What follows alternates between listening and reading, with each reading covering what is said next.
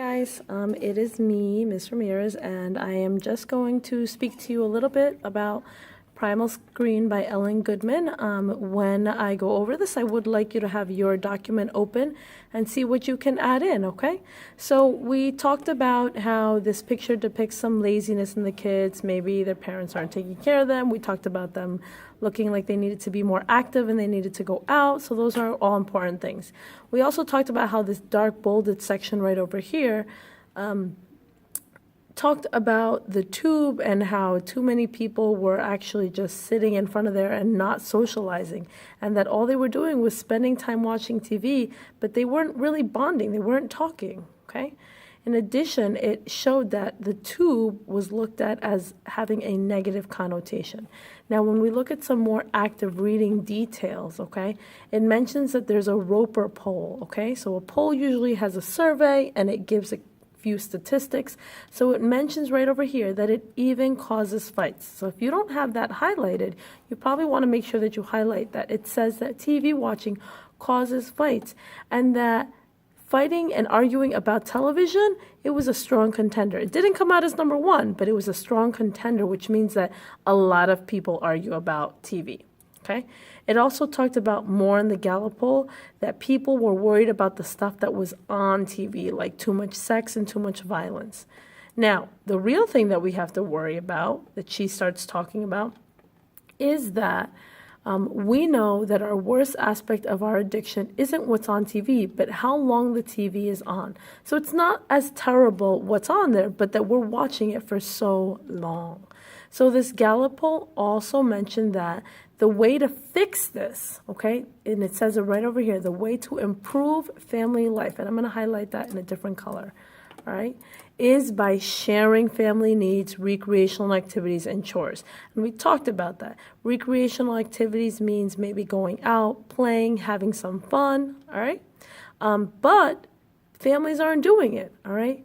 And it talked about the wife feeling like she was being tuned out, and that the kid looks like he's hypnotized. Look at that. He's hooked, right? And I know that when I watch TV, this is how I get. I literally probably look like this kid, where I'm like staring at the TV and nobody can get in the middle of me, okay? Now, the same way that people go on the TV every single day, all right, night after night, it talks about how that's a choice that we're making, okay? And this is something else that's important that maybe you want to highlight, the role of choice, okay? All right, because, yeah, we worry about what TV is doing to us, so there's a real anxiety about what TV is doing to us.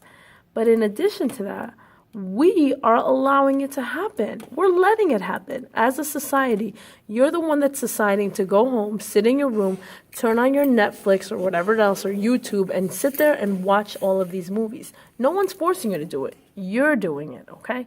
So when you look at what is her message, Goodman's message, the author, about TV viewing, it's basically saying that TV is bad, all right? It's causing people to be addicted, and that people are not spending time with their families socializing. So that may be something you want to add on to your own answer, all right? Now, it talks about how the average viewing time of an American child between the ages of 6 and 11 is 20 to 24 hours a week. That's crazy. A kid can watch basically a full day's worth of TV in a week. I mean, I'm lucky if I watch like 2 hours, if that, a week. That's insane, okay? That means people aren't going out. Kids are not going out. That's a fact, a statistic right there, okay? In addition, it talks about how the television has a dial and a plug, and we have hands. So what do you think you could infer that she's saying right there? So here we are worrying about what the TV is doing, but the TV has a button. It has a power button, and we have hands. So what can we be doing? We could be turning off the TV. We could be taking that control. We shouldn't have to worry about this. Now, this section right over here talks about the writer revealing her message through a strong statement of opinion. So it's her opinion, but she's stating it really strongly. So you can't really tell if it's an opinion because she's got facts to support it. And her facts are that people are acting like if they are powerless, but they can actually stop it themselves if they wanted to. Okay? So those are some major points that you wanted to focus on. I'm going to create another video.